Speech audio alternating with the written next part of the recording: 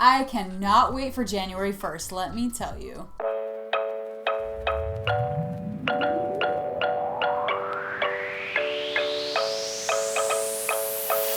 Welcome back to my channel, guys. I am so excited to record this video. I'm having a lazy weekend at home because I am prepping for the end-all be-all of big meals, which is Thanksgiving Day, which is coming this week. I am so excited to share that this week I will actually be hosting some Army soldiers at my home here in San Antonio. There is an awesome program where you can host people who are on base and away from their family, and I am super psyched to share that I was selected to host up to 4 Army soldiers on Thanksgiving Day this year. I am really excited about this, and I was like over the moon pumped about it when I got the confirmation email a few days ago. But of course, as I started looking around my house, I realized, ruh-roh, I don't have enough seating for everybody, and that is a little embarrassing and a little bit weird. I'll show a pan over of my current seating arrangements as we speak. I don't have enough chairs for people. I don't have any bar stools. I don't have any place for people to sit. And it got me thinking of like, okay, well, number one, I'm doing a no-buy year, which most of you who've been following my channel are, very aware of. And I'm going to borrow the seating from my friends. One of my wonderful coworkers has already offered some of her Adirondack chairs. I think that's how you say that, for just impromptu seating. Maybe we'll sit outside. I don't know what we're gonna do, but long story long, I realized that I'm gonna have to borrow a whole bunch of seating from anyone who's nice enough to give it to me. My friend Joel is providing a longer table because the table I have in the main area now seats maybe 4 people on a good day, but definitely not like Thanksgiving feast style big. So that's kind of a problem. But that all being said, it got me thinking about, okay, I can't buy anything in 2019, but as the new year rolls forward, what am I gonna buy to solve some of these problems? I've had a whole year of sitting on my butt thinking about what would I want my life to look like if I wasn't just constantly chasing things. If I mindfully sat down about everything I bring into my life, what would those things be? So I've had a whole year to dwell on those types of questions, and I have made a list, which I will be sharing with you today, of the things that I will be buying in 2020. Obviously, this is not a comprehensive list, but these are the things that I am the most excited about, the most dying for, and are, I think, the most meaningful in my life at this point.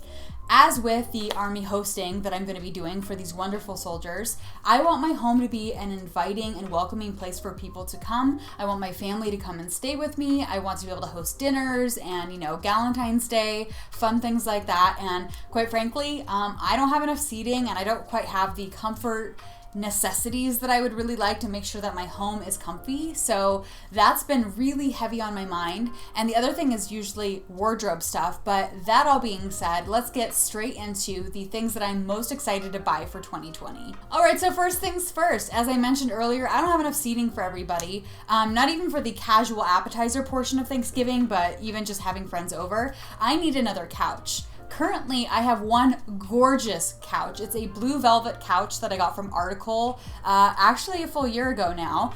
I love it, and I was so stressed about that purchase that I only committed to buying one because I didn't know what a second couch would look like. Should it also be blue velvet? Should it be bigger? Should it be smaller? Should I have 2 love seats? Should I do like 2 random chairs? What should I do? And Article Couches, the one that I purchased, was not cheap. That one was well over $1,000, I believe. I'll have to look it up and confirm. But it was a huge and expensive purchase, but I really wanted a couch I could keep for a long time.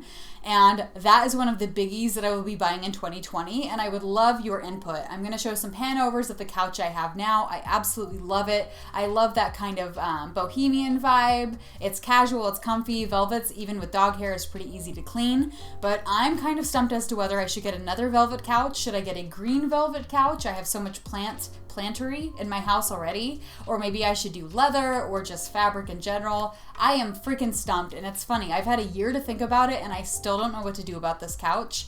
There is a gorgeous sister couch, I guess you would say, to that on Article. It includes a chaise lounge out thing. What do you call it? Yeah, like an extra portion of the couch. And I don't know if that's the couch I want. It's really expensive, and I think it would fit snugged right in between the fireplace and the pillar, or if I flip the couches, it would work that way. But anyway, long story long, I don't know what I'm gonna do for a couch, but that will be one of my big purchases. I would probably spend anywhere from $900 on up for it, but I really don't know what to do, and even though I've had a full year to think of it, I'm still stumped. The next big seating issue I have is bar stools. Yes, bar stools. I thought bar stools for the longest time in my bar area would look super cluttered. I wasn't excited about them, but I've had so many friends over for wine. Normally we have a seat on the couch and just chat there. Sometimes my friends will come over for tea, and it would be nice that while I'm prepping things in the kitchen, cutting up cheese or making a charcuterie board, to have them nearby and be able to sit at my bar area. So even though for the first 2 years of buying my home or having my home, I was anti-bar stool, I'm starting to see that now that I know the space and I know what it would be good for, I'm all for having some bar stools. And I know those aren't cheap either. I kind of want that bohemian vibe to it. So it's going to take me some time to find the right ones, the right height for my bar area, my kitchen area. But those will be definitely on the list as well. All right, so the next item on my list is something I've been putting off for a very long time. My dad was so sweet and drove from California to Texas with a chaise lounge in the car. The chaise that I have was actually my grandmother's, and she had it reupholstered when she got it. Probably 15 or 20 years ago, and I remember her doing that. But unfortunately, mint green doesn't really fit anything in my house, and unfortunately also her cats had a field day with this chaise lounge. I would love to have this chaise reupholstered in like a deep olive velvet green. I have a velvet blue headboard, which I really, really love, and I would love those earthy green tones, but I've noticed a theme. I have a blue velvet headboard in my bedroom. I have a blue velvet couch in my front room. Good Lord, I like blue velvet. I also seem to like green velvet, like that deep, richy olive or like a forest green. I love that too, but I'm not really sure which color I would have this one done, but I would love a dark, earthy green. And so that it's a purchase. It's not anything new, but it will cost me a couple $100 to get the sucker reupholstered. And eventually that will get on my list because, you know, I could always buy a new one, but it was my grandmother's and it's very special to me, and I think it's worth the money. All right, taking a slight detour, I really want some new jeans. Yes, so I lost some weight over the last year. I lost over 15 pounds, started with Whole30, then it continued with my thyroid medication that I've been on. Losing a kidney also meant that I haven't been like eating as much as I used to, or let's be real, I haven't been drinking as much as I used to drink. And so I lost some weight, but also many of my jeans were stretchy, skinny jeans. And to be quite frank, over the 2 years I've had these jeans, they've stretched out. And so if I wear them just throughout the day, even after a washing, like the knees are kind of blown out, the butt is like kind of saggy. They just don't look great. And also some of my other pants that I have, like velvet pants or pleather pants, they're just not fitting me as well as they used to either. So I think every single one of my pants, even though yes, I could keep using them, yes, they're technically not completely blown out, I would love a new refresh to get rid of some of those jeans that are looking really tired, because my baggy pants just look bad and I'm really tired of looking at them. Let's be real. All right, the next thing in my wardrobe I really want are new black shirts. You've probably seen from these videos, I have a tendency to wear the same things over and over again because hello, no buy here. But I would really love new black shirts. I need new black shirts that are casual, that I can just wear out, like a black V-neck or something. Would love those to wear for coffee, grabbing beers, running errands. I also want some new black work shirts that are professional, that could double for, you know, a cocktail evening or something like that. A little bit classy, but still professional. And then of course, category 3 is that I want some shirts that are like good for date night, that are a little bit sexy. I'm not like super low cut or too super tight, but want something that's a little bit like not a t-shirt and not a work shirt, like that in between, you know, so you can feel a bit feminine and a bit cute. I find that I'm just kind of tired of wearing the same ones I've worn all year, and I will still commit to wearing black even after this no buy year. For those of you who've been watching my videos, you know I pretty much wear black all the time with a few rare exceptions.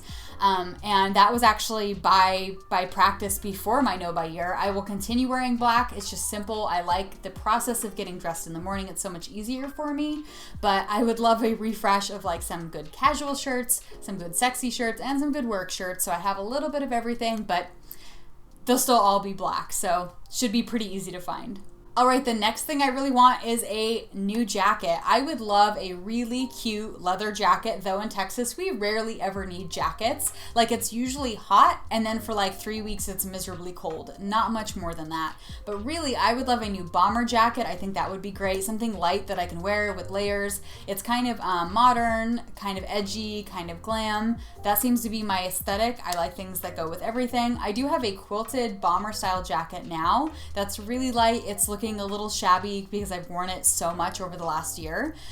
Would love another addition to that, whether I get a full leather jacket that's really, or pleather jacket that's really, you know, edgy and classic, or maybe a bomber jacket or both, but some new outerwear is definitely needed in my rotation. Alright, so the last thing that's on my list is a real doozy that I absolutely want is photo frames. Yes. I tried to make it a point before my no buy year started that I wasn't going to go absolutely crazy and just buy things willy-nilly just because I was afraid of the no buy year starting. I did, after Christmas, treat myself to a few select things, some candles, some body products, and some jewelry, you know, that I'd really been wanting. But other than that, I didn't really make it a point to go across my house and make sure I had everything covered for the next year. I figured there would be things I discovered around my house that could have been better, more optimized, or things I could have bought before my no buy year started, but I would have to suck it up and deal with it, and that's exactly what I did. A few days after my no buy year started, in January, I looked and realized that two of the pieces of art I had purchased gosh, I forget, July of last year, the previous year, I wanted to hang up, and wouldn't you know it, I didn't have any freaking frames for them. Yes. So I actually went in my closet for these two pieces of art. One's in my bathroom and one is in my bedroom where I record here. And I actually took two of those crimpy clothes hangers and just hung them up like that. I'll show photos of them. It's kind of funny. It's kind of, you know, it's crafty in its own way, but I'm really looking forward to having real grown-up frames for these pieces of art I purchased. I also have a Mystery Science Theater 3000 poster that's been rolled up in my closet for some time. I would like to get that framed. I don't really have a place for it unless I put it in my bedroom at this point. There is a place in my hallway that is desperately needing some love. When my ex was here, he had a beautiful painting of Battery Row in Charleston that was in that place, but when he left, he took it with him. I typically won't want to put anything like Mystery Science Theater up in the hallway as much as I personally love it. I like to keep the aesthetic in the front area absolutely be Airbnb friendly. The aesthetic is kind of trendy, fun, and cool. Not that Mystery Science Theater is not cool, but I think it's more of a me thing than a general guests coming and going type thing. But I think I'd probably hang it up in here. I mean, I did the Kickstarter. I love Mystery Science Theater. My room is kind of a culmination of different styles, kawaii, blue velvet, bright colors and things like that, and then what you see behind me here. So I think I could make it work in here, but I'm a little bit undecided if I'm ready for the place that I'm thinking of it to frame the Mystery Science Theater 3000 poster. We will see about that, but generally, I'm kind of excited for frames because, well, let's just be real. I never thought I would be this excited to buy frames. Alright guys, so I know that there are other things on my list that I really want to purchase, but out of all the things that I could buy, I mean, I want new underwear, definitely looking a little shabby, some new under things, bras, and the like. I would really love some freaking lipstick, good lord. I just want some new colors and some new lip glosses. I digress. But when I was trying to think through all the things I'm the most excited about buying, I mean, I can live a little bit longer without lipstick, but I would definitely love a new couch. I want to get my artwork framed, and girl needs some jeans so freaking bad. Let me get some jeans that fit my booty because it's so stretched out and bad. Those are the things I'm the most excited about in January. I think already I'm kind of planning ahead for January 1. Aside from these big purchases, which I do have some money set aside for, the rest of it I will probably share a little bit more maybe on Instagram of what I do actually buy, but I know that all these big purchases are going to be significant investments. Couches and bar stools aren't cheap. You know, framing, those types of things. Those are big investments, and I probably won't be making them all right away because let's be real, I am not made of money, and you know, couches are freaking pricey. So I already know what I want. I'm going to start looking for them now. I'm going to have to resist the Black Friday sales that are coming out this week because Article, who made my sofa, has already been hitting me up for the Black Friday sale. I can't partake. So who knows when the heck I'm going to get that stupid couch, but I digress. Alright guys, so that will do it for today's video. Thank you so much for spending your time with me today, and I hope you have a wonderful Thanksgiving, and until I see you next time, stay beautiful, stay sparked, and I'll see you in the next video. Bye guys.